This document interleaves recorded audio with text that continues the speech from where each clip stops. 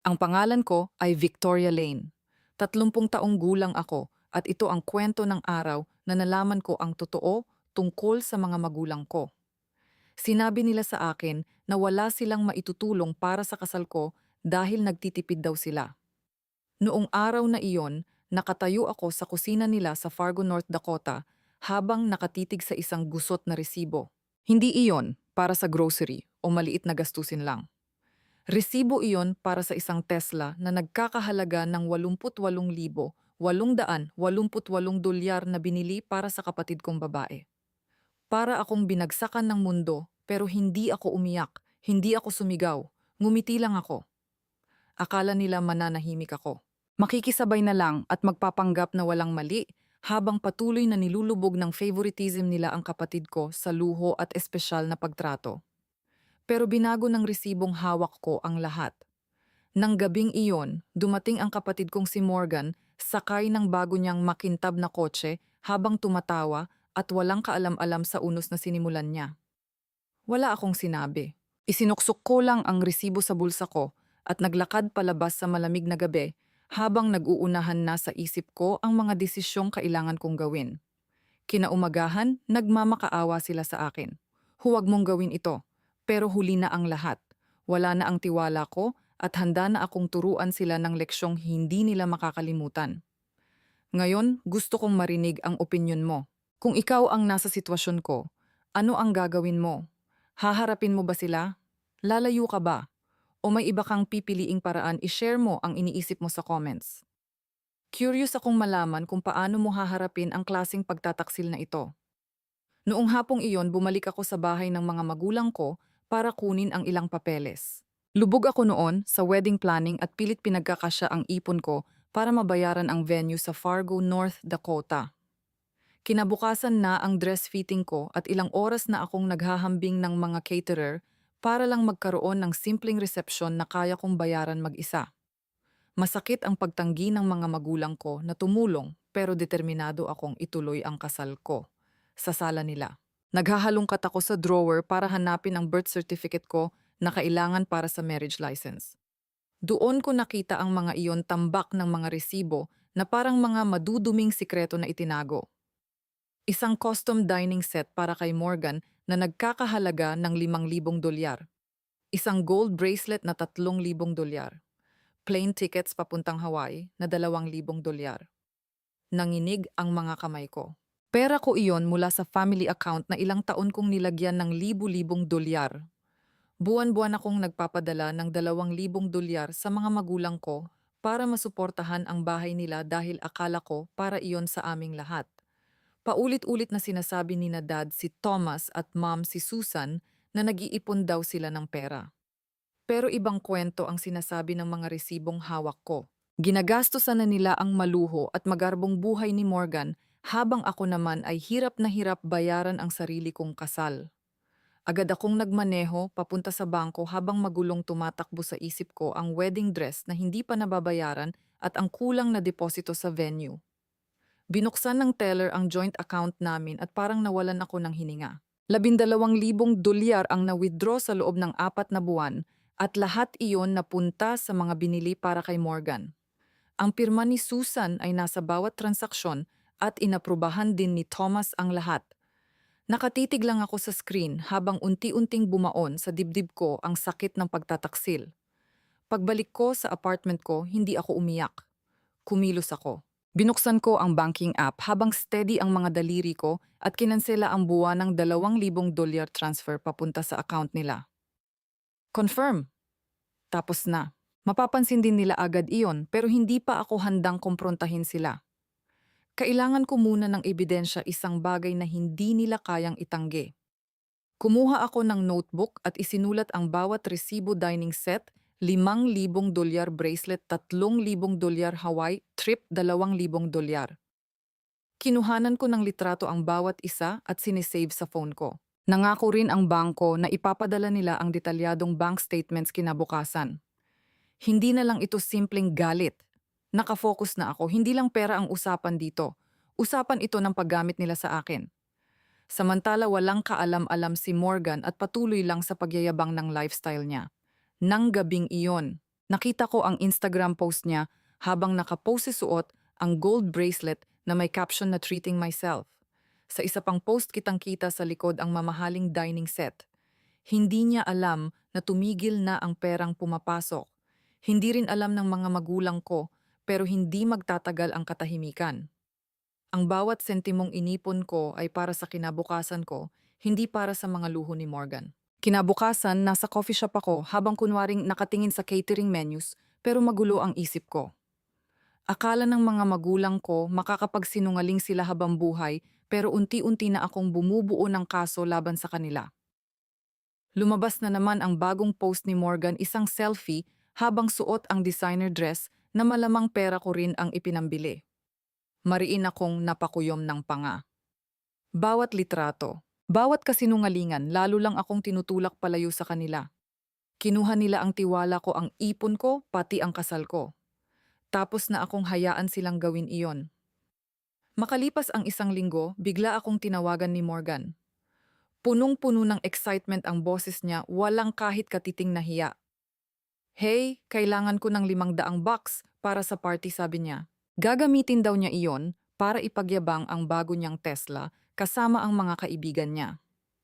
Kinuwento pa niya ang rooftop bar na nireserve niya sa Fargo at kung gaano raw kaganda ang mga litrato niya roon. Mahigpit kong hinawakan ang phone habang namumuti ang mga kamao ko. Nagpa-party siya para i-celebrate ang kotseng pera ko, ang ipinambili, habang ako naman ay nagtitipid para lang maituloy ang sarili kong kasal. Nagtitipid din ako, malamig kong sagot. "Good luck sa party mo." Agad kong ibinaba ang tawag bago pa siya makasagot. Mukhang nalito si Morgan pero hindi pa naghihinala. Hindi pa niya alam na pinutol ko na ang cash flow ng pamilya ng araw ding iyon. Nag-text si Susan. "Hindi namin natanggap ang transfer mo ngayong buwan," casual niyang sabi na parang ako pa ang nagkamali. "Okay ka lang ba?" Hindi ako sumagot. Nag-message rin si Thomas. "Tawagan mo kami. Kailangan nating mag-usap." Inignore ko lang ang mga iyon at nagkunwaring sobrang busy sa trabaho. Unti-unti na nilang nararamdaman ang epekto eksakto tulad ng plano ko. Habang nasa desk ko ako at inaasikaso ang wedding vendors, florist, photographer at DJ gamit ang sarili kong pera, paulit-ulit akong pinapaalalahanan ng bawat tawag tungkol sa pagtataksil nila. Iniwan nila akong mag-isang lumaban habang si Morgan ay abala sa pagpaparty. Mas tumitibay lang ang desisyon ko. Nang gabing iyon, muli na namang nagliwanag ang Instagram ni Morgan. Isang post ang nagpapakita sa kanya sa rooftop bar, kasama ang mga kaibigan habang nakaparada sa ibaba ang Tesla na parang tropeo. "Best night ever" ang caption niya. Kumulo ang sikmura ko. Masaya siyang nagluluho habang walang kamalay-malay sa butas na hinukay niya gamit ang ipon ko. Isa-isa kong tiningnan ang mga litrato niya, tumatawa, nagchi-cheers ng drinks. Suot ang damit na sigurado akong isa na namang regalo mula sa mga magulang ko. Hindi ako nag-comment o nag-like. Tinitigan ko lang ang mga larawan habang ginagamit ang galit ko bilang lakas. Akala nila habang buhay nila akong magagamit, pero tapos na akong maging bangko nila. Kinaumagahan, nakipagkita ako sa isang abogado sa Fargo.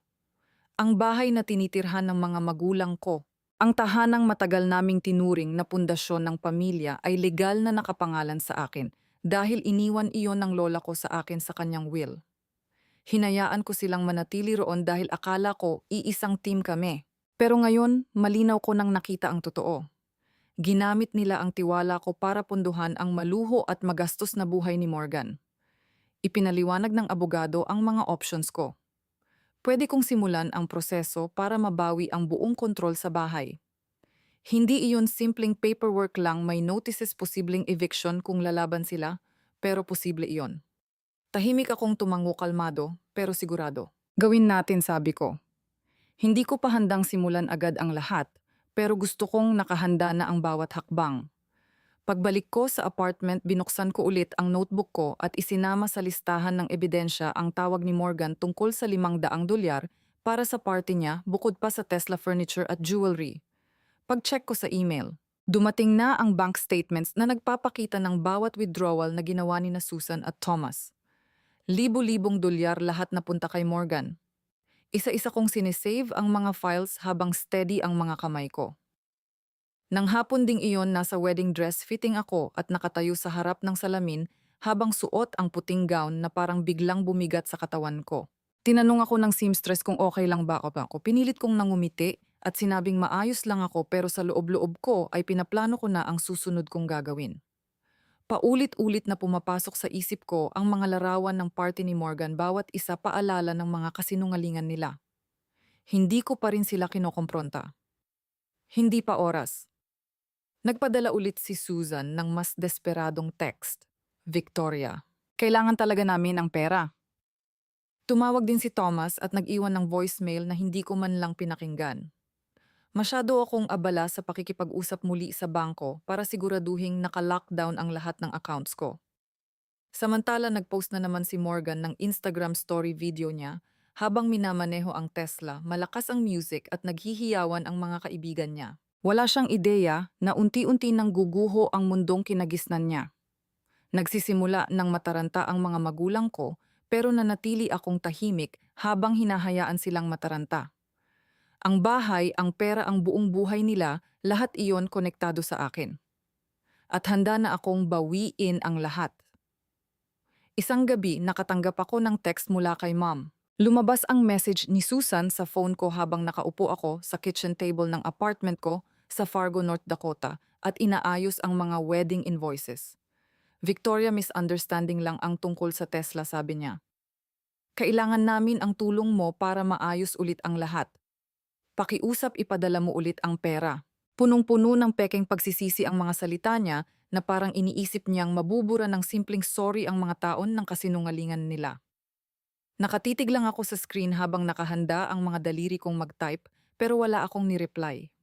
Katahimikan na ang sandata ko ngayon at gusto kong maramdaman nila iyon. Masyado na silang nasanay na umaasa sa buwan-buwan kong $2,000 at hindi na ako babalik sa dating sitwasyon.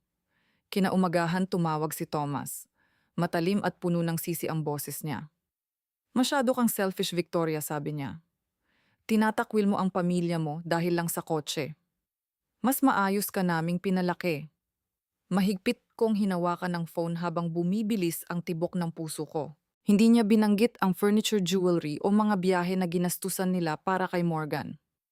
Tesla lang ang binanggit niya na parang iyon lang ang naging pagtataksil nila. Busy ako, malamig kong sabi habang pinuputol siya. Gawan niyo ng paraan. Agad kong ibinaba ang tawag habang nanginginig ang mga kamay ko, pero mas matatag kaysa dati ang desisyon ko. Akala ni Thomas kaya niya akong manipulahin gamit ang guilt, pero hindi na ako ang dating masunuring anak. Lumalaki na ang panik nila at gusto kong maramdaman nila iyon. Nang hapon ding iyon, tumawag ang matalik kong kaibigan na si Stacy Bennett. Isa siyang designer, matalas mag-isip at sobrang loyal, pero tensyonado ang boses niya. Victoria, may narinig ako na kailangan mong malaman, sabi niya. Biglang bumigat ang dibdib ko habang ipinapaliwanag niyang ginamit nina Thomas at Susan ang identity ko para kumuha ng $10,000 loan mula sa isang bangko sa Fargo para pondohan ang mga gastusin ni Morgan. Narinig daw iyon ni Stacy mula sa isang mutual friend sa coffee shop na may koneksyon sa bangko at unti-unting nabuo ang buong kwento. Para akong sinuntok sa sikmura. Hindi lang nila inubos ang ipon ko, ninakaw pa nila ang pangalan ko para kay Morgan. Nagpasalamat ako kay Stacy habang pilit pinapakalma ang galit na kumukulo sa loob ko. Agad akong nagmaneho papunta sa bangko habang hawak ang notebook ko na puno ng ebidensya, mga resibo, bank statements at lahat ng nakalap ko. Tahimik na nakinig ang manager habang inilalatag ko ang lahat. Ang mga withdrawals para sa luho ni Morgan, ang pagtigil ko sa transfers at ngayon itong loan. Ipinakita ko ang ID ko bilang patunay na pangalan ko ang ginamit sa mga papeles. Wala silang pahintulot mula sa akin, malamig kong sabi. Tumango ang manager habang binubuksan ang account records. Bago lang ang loan, $10,000, may pirma ni Susan at approval ni Thomas. Agad kong hiniling na i-freeze ang mga transaksyon. Iimbestigahan namin ito, sabi niya, pero kailangan mong mag-file ng fraud report. Pumayag ako at mahinahong pinirmahan ang mga forms. Hindi na ito simpleng pera lang. Pagnanakaw na ito, malinaw at direkta. Pagbalik ko sa apartment, umupo ako kasama si Stacy habang may kape sa harap namin at magulong tumatakbo ang isip ko. Tinulak niya papunta sa akin ang isang plato ng pastries para pagaanin ang pakiramdam ko, pero halos hindi ko iyon ginalaw. Sobra na ang ginawa nila, sabi niya, habang matalim ang tingin. Tumango ako habang binubuklat ang notebook ko. Nandoon na ngayon ang detalye ng loan kasama ng lahat ng naunang resibo. Unti-unti na akong bumubuo ng kaso. Hindi lang para protektahan ang sarili ko kundi para pagbayarin sila sa ginawa nila. Nagpadala ulit si Susan ng text ng gabing iyon. Please Victoria, nahihirapan na kami. Hindi ako sumagot. Nag-iwan pa si Thomas ng voicemail, mas mahina ang tono pero puno pa rin ng manipulasyon. Pamilya tayo, huwag mong gawin ito. Binura ko iyon bago ko pa matapos pakinggan. Kinabukasan tumawag ako sa abogado na nirekomenda ng bangko. Nagkita kami sa opisina niya sa downtown, isang maliit na lugar na simple lang pero maayos. Isa-isa kong inilatag ang lahat, ang Tesla, ang furniture, ang loan, at kung paano nila ginamit ang pangalan ko sa mga kasinungalingan nila. Tahimik siyang nagsusulat habang seryoso ang mukha. Mabigat na kaso ang identity theft, sabi niya. Malakas ang laban mo pero magtatagal ito. Wala akong pakialam kung gaano katagal. Iniabot ko ang lahat ng ebidensya ko, bawat resibo at bank statement, at sinabi kong simulan na niya ang proseso. Nakatigil muna ang wedding plans ko, hindi pa bayad ang ilang vendors at na-postpone ang dress fittings ko, pero hindi ako wasak. Galit ako at ang galit na iyon ang nagpapanatiling matalas sa isip ko. Kinaumagahan biglang dumating sa opisina ko ang tita kong si Ellen Lane. Pumasok siya sa accounting firm, suot ang teacher cardigan niya at seryosong expression na halatang kakaiba sa gitna ng spreadsheets at calculators. Victoria, kailangan nating mag-usap, sabi niya, habang umuupo sa harap ko. Si Ellen, ang nakatatandang kapatid ni Mom, ay laging taga-ayos ng gulo sa pamilya. Yumuko siya ng bahagya habang mahina pero matatag ang boses. Masyado kang matigas kina Susan at Thomas. Nahihirapan sila. Hindi ba pwedeng pag-usapan ninyo ito? Dahan-dahan kong ibinaba ang hawak kong panulat habang mahigpit ang pangako. Hindi niya alam ang kalahati ng ginawa nila pero hindi na ako nagtaka na susubukan niyang ayusin ang lahat. Iyon naman talaga ang ugali ni Ellen. Sumandal ako sa upuan habang nakahalukip-kip. Ginamit nila ang pera ko sa loob ng maraming taon, Ellen, matalim kong sabi. 10,000 dolyar para sa Tesla ni Morgan, sa furniture niya, mga biyahe niya at jewelry niya. Gumawa pa sila ng loan gamit ang pangalan ko. Wala silang pakialam sa kasal ko o sa buhay ko. Lumaki ang mga mata ni Ellen pero pilit pa rin siyang sumingit at sinabing nagkamali lang daw sila pero mahal nila ako. Hindi ko siya pinatapos. Hindi sila pwedeng magpanggap na biktima. Tapos na ako. Ikinuwento ko sa kanya ang mga resibo, bank statements at ang 10,000 dolyar loan na pineke nila gamit ang identity ko. Bumagsak ang mukha niya pero nakiusap pa rin siya. Pamilya mo pa rin sila, sabi niya. Umiling ako, hindi na. Wala na akong obligasyon sa pamilyang handang traidorin ako. Nang hapon ding iyon, muli akong nakipagkita sa abogado ko sa opisina niya sa downtown. Ang bahay na tinitirhan ng mga magulang ko na iniwan sa akin ng lola ko sa kanyang will ay legal na nakapangalan sa akin. Hinayaan ko silang manatili roon dahil akala ko pamilya kami. Pero pagkatapos ng lahat ng kasinungalingan nila, gusto ko na itong bawiin. Inilabas ng abogado ang deed bilang patunay ng ownership ko. Pwede tayong magpadala ng notice to vacate, sabi niya, habang ipinapaliwanag ang proseso, 30 days para umalis o magsisimula kami ng eviction. Tumango ako habang steady ang boses ko. Ipadala ninyo. Ipinadala ang notice ng araw ding iyon at naka-address kina Thomas at Susan. Kailangan nilang umalis sa bahay na matagal nilang inakalang lagi nilang maaasahan. Pagsapit ng katapusan ng linggo, tumawag ang isang realtor friend ko. Nakapirma na raw sina Thomas at Susan ng lease para sa maliit na apartment sa gilid ng Fargo. Wala nang maluwang na bahay at wala na ring pera ko nasasalo sa kanila. Tahimik silang lumipat, walang tawag at walang text. Isang gabi dumaan ako sa bahay at nakita ko itong walang laman habang madilim ang mga bintana. Sumikip ang dibdib ko pero hindi dahil sa guilt kundi dahil sa kakaibang gaan ng pakiramdam. Ilang taon silang umasa sa akin pero tuluyan ko nang pinutol ang koneksyong iyon. Mag-isa na lang sila ngayon at pilit na mumuhay nang wala ang suporta ko. Ramdam na rin iyon ni Morgan. Nang mawala ang pera ni na Thomas at Susan, nagsimulang mabasag ang magarbo niyang lifestyle. Nakikita ko iyon sa Instagram niya kahit pilit niya itong tinatago. May post siya tungkol sa pagda-downsize habang ibinebenta ang gold bracelet na dati niyang ipinagyayabang. Sa isa pang post, binanggit niya ang tight budgets habang suot ang simpleng sweater na wala ng designer labels. Ayon sa isang mutual friend, tumawag pa raw siya sa isang creditor at nakiusap na ma-delay ang bayad sa credit card bills niya. Sa ngayon, nasa kanya pa rin ang Tesla pero unti-unti nang lumalaki ang maintenance costs nito. Hindi sanay si Morgan na gumastos gamit ang sarili niyang pera at kitang-kita iyon. Mas naging tahimik at simple ang mga posts niya habang unti-unting lumulubog sa realidad. Hindi ako nakipag-ugnayan sa kanya. Nasa ibang bagay ang focus ko ang pagbawi sa sarili kong buhay. Sa opisina, inaayos ko pa rin ang wedding plans ko kahit pansamantalang natigil ang mga ito. Tinawagan ko ang isang vendor para pag-usapan muli ang deposit habang kalmado ang boses ko kahit magulo ang lahat.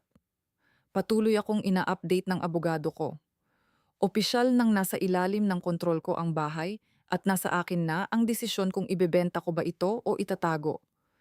Hindi pa ako sigurado pero ang kapangyarihan ay nasa akin na ngayon. Tumawag muli si Ellen at nakiusap na pag-isipan kong makipag-usap kay Susan. Maayos pero matatag akong tumanggi. Pinili nila ang mga ginawa nila, sabi ko. Hindi na siya nangulit pa. Nakuha ng atensyon ko ng gabing iyon ang bagong post ni Morgan, isang malabong caption tungkol sa tough times kasama ang selfie niya sa apartment habang wala na roon ang mamahaling furniture na dati niyang ipinagyayabang. Wala akong naramdamang awa para sa kanya. Bawat bill na hirap siyang bayaran ay consequence ng kasakiman nilang lahat. Ang maliit na apartment ni na Thomas at Susan ay malayong-malayo sa bahay na ako mismo ang nagpondo sa loob ng maraming taon. Itinayo nila ang buong mundo nila gamit ang tiwala ko at ako rin ang sumira rito. Isinara ko ang laptop ko habang nananatiling matatag ang loob ko. Hindi pa tapos ang lahat pero ako na ngayon ang may kontrol at sapat na iyon para sa akin. Makalipas ang isang buwan, tinawagan ako ng katrabaho kong si Brenda Foster mula sa opisina. Mabilis at puno ng urgency ang boses niya habang naririnig sa background ang ingay ng accounting firm. Victoria, kailangan mong makita ito, sabi niya. Si Brenda, isang accountant na matalas ang mata sa detalye, ay may nadiskubring dokumento tungkol sa tangkang pagbebenta ng mga magulang ko sa isang lote. May maliit akong property sa Fargo na minana ko rin mula sa lola ko kasabay ng bahay at ang mga papeles ay pineke gamit ang pirma ko para mailipat ang deed. Biglang nanlamig ang dugo ko. Hindi lang nila ninakaw ang pera ko, sinusubukan pa nilang ibenta ang ari-arian ko nang hindi ko alam. Nakipagkita ako kay Brenda sa desk niya kung saan nakalatag ang ebidensya. Isang kontrata mula sa lokal na realtor, ang pangalan ko na may pirma na halatang hindi akin at mga email sa pagitan ni Thomas at ng buyer. Nadiskubre ko ito habang nag-audit ng portfolio ng isang client, paliwanag ni Brenda habang kinakabahan na tinatapik ang mga daliri sa mesa. Ang luteng nagkakahalaga ng $30,000 ay bahagi ng future ko, bagay na plano kong gamitin para sa kasal o ipon ko. Nagpasalamat ako kay Brenda habang steady ang boses ko kahit magulo ang isip ko. Hindi na ito simpleng betrayal lang. Fraud na ito. Agad kong kinuha ang mga dokumento at idinagdag sa lumalaki kong file ng ebidensya kasama ng mga resibo, bank statements at loan na ginawa nila gamit ang pangalan ko. Nang hapong iyon, tinawagan ko agad ang abogado ko. Nagkita kami sa opisina niya at inilatag ko ang mga bagong ebidensya. Mabigat ito, sabi niya, habang binabaliktad ang forged contract. Kailangan na nating i-report ito sa pulis. Pumayag ako at sabay kaming nagtungo sa Fargo Police Department. Isa-isa kong ibinigay ang lahat ng ebidensya, ang mga dokumentong nakita ni Brenda, ang mga resibo ng luho ni Morgan, ang bank statements na nagpapakita ng withdrawals nila at ang $10,000 loan na pineke nila gamit ang pangalan ko. Tahimik na kinuha ng pulis ang statement ko habang seryoso ang mukha niya. Magbubukas kami ng investigasyon, sabi niya. Mukhang malinaw na fraud ito. Tumango ako habang may bigat na tila nawala sa dibdib ko. Haharapin na ngayon ni na Thomas at Susan ang consequences. Hindi lang mula sa akin, kundi pati sa batas. Mabilis kumalat ang balita sa maliit at magkakakilalang real estate community ng Fargo. Kinabukasan palang usap-usapan na ang kahina-hinalang transaksyon ni na Thomas at Susan. Nag-text pa ang isang realtor friend ko. Sira na ang pangalan ng mga magulang mo rito. Ang reputasyon nila na dati ay respetado ay mabilis na gumuho. Aktibo sila noon sa local property circles, pero ngayon, iniiwasan na sila ng mga brokers at hindi na sinasagot ang mga tawag nila. Dahil naging public ang investigasyon na dungisan ng husto ang pangalan nila at nabalitaan kong umiiwas na sila sa mga tanong sa mga community events. Napapalibutan na sila ngayon ng legal problems na pwedeng humantong sa malaking multa o mas malala pa kung mapatunayan ang fraud charges. Tinamaan din ng husto si Morgan. Ang bangkong konektado sa loan na ginawa ni na Thomas at Susan gamit ang pangalan ko ay nagsimulang bawiin ang Tesla niya. Nalaman ko iyon mula sa isang mutual friend na nakakita sa kotse habang hinihila palabas ng apartment complex ni Morgan. Pinalitan niya iyon ng lumang sedan sobrang layo sa flashy na sasakyang dati niyang ipinagyayabang. Natahimik ang Instagram niya ng ilang araw bago siya nag-post ulit ng selfie sa bago niyang kotse na may caption na New Beginnings. No glitz, no glamour. Nalulunod na siya sa bills at wala na siyang maasahang handouts mula sa mga magulang niya. Ang maintenance costs, credit card debts, at lahat ng gastusin ay siya na mismo ang sumasalo at kitang-kita iyon sa buhay niya ngayon. Nag-text si Susan sa akin ng linggong iyon. Victoria, please, sorry na kami, mag-usap tayo. Sumunod naman si Thomas ng voicemail habang desperado ang boses. Hindi namin ginusto na umabot ito sa ganito. Huwag mo kaming sirain. Kahit si Morgan ay nag-message at nanghihiram ng maliit na halaga para pambayad sa renta niya. Wala akong sinagot kahit isa sa kanila. Patuloy na nagvi-vibrate ang phone ko sa mga pakiusap nila pero agad ko lang iyong siniswipe habang ibinabaling ang atensyon ko sa trabaho. Sa opisina, inaayos ko muli ang wedding budget ko habang sinusubukang iligtas kung ano pa ang kaya kong maisalba. Tumawag ang isang vendor at nag-offer ng discount kung magbabayad ako ng buo agad. Tinanggap ko iyon habang may maliit na pag-asang muling sumiklab sa loob ko.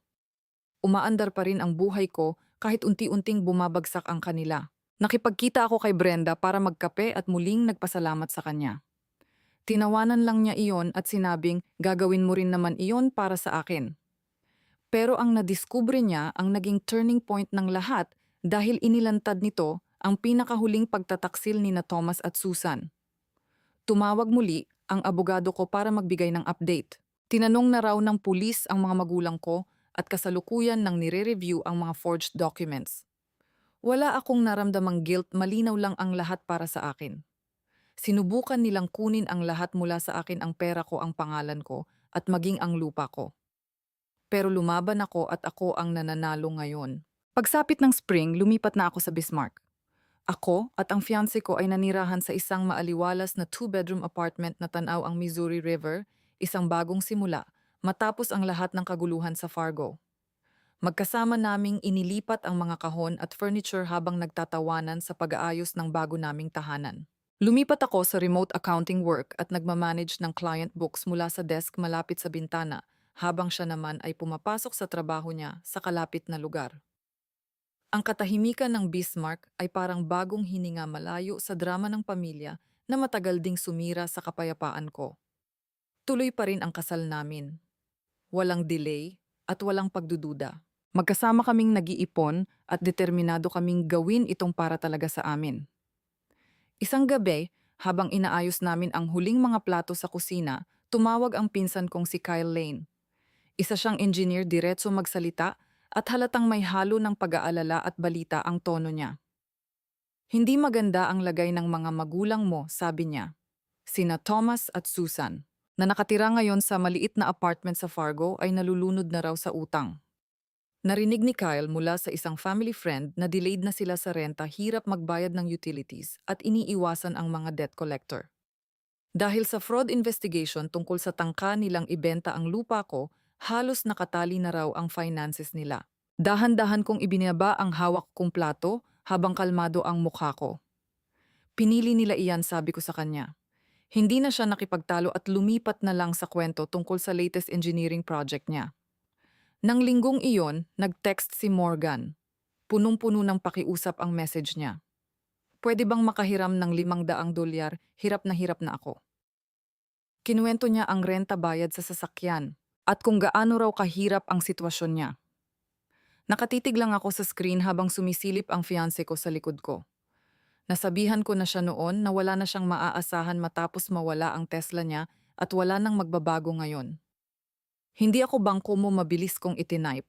Gawan mo ng paraan. Pagkatapos noon, binlock ko na ang number niya habang steady ang mga daliri ko. Mahigpit na hinawakan ng fiancé ko ang kamay ko bilang tahimik na suporta. Sina Thomas, Susan at Morgan ay hindi ko na responsibilidad. Tapos na ako. Nang gabing iyon, nagsimula akong gumawa ng blog. Nakaupo ako sa bago naming sala habang kumikislap ang ilog sa labas ng bintana at isinulat ko ang tungkol sa pagtataksil ng pamilya ko, ang perang kinuha nila, ang loan na pineke nila, at ang lupa na sinubukan nilang ibenta. Hindi ko binanggit ang mga pangalan nila pero malinaw ang kwento, isang anak na ginamit ng sariling pamilya at lumalaban para mabawi ang kinabukasan niya. In-upload ko iyon ng anonymous at wala naman talaga akong inaasahan. Pero pagsapit ng umaga, bumuhos ang comments. Maraming tao ang nagbahagi ng sarili nilang kwento tungkol sa kasakiman ng pamilya at nagpasalamat sa pagiging totoo ko. Mabilis na kumalat ang blog sa social media at may isang news outlet sa Bismarck na nag-email para alukin akong ma-feature. Tumanggi ako pero ang suporta online ay parang lifeline para sa akin. Hindi na ako basta biktima lang, may mga taong nakarinig at nakaintindi sa akin. Isang gabi, binasa ng fiancé ko ang blog habang malambing ang tingin niya sa akin. Ang tapang mo, sabi niya, habang niyayakap ako. Napangiti ako habang gumagaan ang pakiramdam ko. Patuloy naming inayos ang wedding plans namin, mas maliit ang budget pero mas lumalaki ang excitement namin. Nag-offer ng discount ang isang venue sa Bismarck kaya agad namin itong kinuha at pinili ang simpleng dekorasyon na bagay sa gusto naming tema. Patuloy din akong nagsusulat, nagpo-post tungkol sa pagbangon at paghahanap ng lakas. Lumaki ng lumaki ang online community ko habang dumarami ang messages mula sa mga estrangherong nakaranas din ng katulad na pagtataksil. Hindi na ito tungkol sa paghihigante. Tungkol na ito sa pagbangon at pag-angkin sa sarili kong kwento. Muli akong tinawagan ni Kyle at nagbigay ng update tungkol kina Thomas at Susan. Nakahanap na raw sila ng mababang sweldong trabaho, si Susan sa isang retail store at si Thomas sa isang warehouse. Iniwasan na rin sila ng social circle nila sa Fargo matapos ang fraud scandal. Si Morgan naman ay nagtatrabaho ng mas mahabang oras sa marketing job niya pero hirap pa ring bayaran ang mga bills niya. Hindi na ako nagtanong pa at wala na rin akong gustong malaman. Ang buhay ko ay nandito na ngayon sa Bismarck kasama ang fiancé ko sa tabi ko. Nagsasabit kami ng mga larawan sa apartment namin, nagpaplano ng honeymoon at nagtatawanan habang naghahapunan.